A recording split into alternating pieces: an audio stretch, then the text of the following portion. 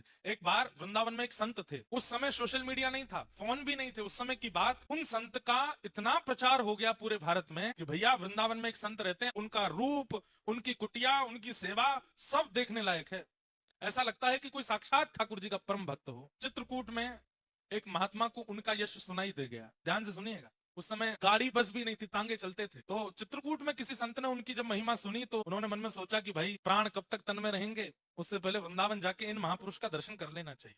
चित्रकूट से निकले, महीनों चल करके वृंदावन आए। वृंदावन जैसे ही पहुंचे, बिहारी जी के दर्शन की, राधा रमण जी की, राधा वल्लभ जी के दर्शन की इच्छा बाद में थी, पहले उन महात्मा को देखना है, उनके दर्शन करने हैं। संभवतः हरे राम बाबा नाम था उनका, जो वृंदावन के महात्मा थे। तो जगह जगह पूछ रहे थे, भैया वो महात्मा जी कहाँ रहते? अच्छा, वो परिक्रमा मार्ग में चले जाओ, सीधे जाएंगे तो पानी घाट के बाद में यमुना जी के तट पे बाबा की कुटिया है। अच्छा, चलते गए, अब पानी घाट पहुंच गए तो पानी घाट पे जाके पूछा, भैया वो बाबा की कुटिया कहाँ है, बाबा की कुटिया कहाँ है? पूछते पूछते एक महात्मा मिले उनको। उन महात्मा से उन्होंने पूछा, सब लोग इधर देखो, ध्यान से सुन।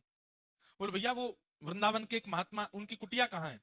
तो वृंदावन के वो महात्मा बोले, अच्छा उन बाबा के दर्शन करने? बोले हाँ, मैं अभी थोड़ी देर में वहीं जाने वाला हूँ, उनके पास ही, आप चाहो तो मेरे साथ चल देना। बोले हाँ भैया, हम तो वैसे भी अपरिचित होंगे तो हमसे तो मिलेंगे भी नहीं, आपका परिचय होगा तो आपके माध्यम से मिल लेंगे। तो चित्रकूट के उन महात्मा को एक वृंदावन के महात्मा अपनी कुटिया में ले गए और ले जाके बोले, आप इतनी दूर से चल के आए, कुछ पाया नहीं होगा, भोजन कर लीजिए। हाँ भैया, थोड़ा सा कुछ पवा दो। बढ़िया सुंदर टिक्कर बनाए अपने हाथों से, और टिक्कर बना करके सब्जी दाल रोटी जो भी थी सब उनको पवाया। प्रसाद पाने के बाद वो चित्रकूट वाले महात्मा बोले, भैया अब हमारा पेट भर गया, अब चल महात्मा के दर्शन कर लें। बोले अभी तो आपने इतना प्रसाद पाया है, थक गए होंगे, थोड़े पौड़ जाओ, आपके हाथ पैर दबा दूं। अरे नहीं नहीं, हमको नहीं पौड़ना, हमको तो उनके दर्शन करने।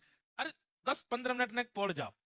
जबरदस्ती वो चित्रकूट के महात्मा को लिटा दिया। अब उनके पैर दबाने लगे, पैरों में घी की मालिश करें, कभी उनको पंखा जले, उनके शरीर पर इत्र लगावे, हाथ दबावे, कमर दबावे, कोठा दबावे। वो चित्रकूट के महात्मा तो इतने आनंद में आ गए, सो गए। 20-25 मिनट, आधा घंटा के लिए नींद लग गई। जब आंख खुली तो कोई और महात्मा वहां खड़े थे, वो नहीं थे जो पहले से वहां थे, कोई और महात्मा वहां खड़े थे। तो खड़े हुए, अरे भैया वो कहाँ है बाबा जिनकी कुटिया है? ठाकुर जी की सेवा में गए अंदर। अरे भैया, हमको इतना पवा दिया, फिर सुला दिया, हम तो चित्रकूट से आए थे हरिराम बाबा का दर्शन करने के लिए, सुबह से व्याकुल, पर ये महात्मा जी देखो इतना बढ़िया प्रसाद पवाया, जबरदस्ती सुबह के मेरे हाथ पांव में ऐसे बढ़िया दबाए कि मैं सो ही गया। तो दूसरा महात्मा हंसने लगा।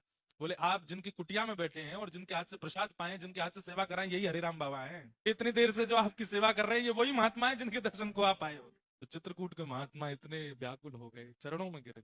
बोले बाबा, हमने आपसे पूछा हरिराम बाबा के यहाँ जाना है, तो आप बोले कि हम भी वहीं जाएंगे, आ जाओ कुटिया में चलो। क्यों किया आपने ये सब? बोले मैं उसी समय बता देता कि मैं ही हरिराम बाबा हूँ। तो पता लगने के बाद अब आप मेरे चरणों में हो, पता लगने से पहले मैं आपके चरणों में था। आपके चरण दबाने का, आपको प्रसाद पवाने का, आपकी सेवा करने का ये अवसर मुझे कैसे मिलता? इसलिए मैंने अपना परिचय नहीं दिया।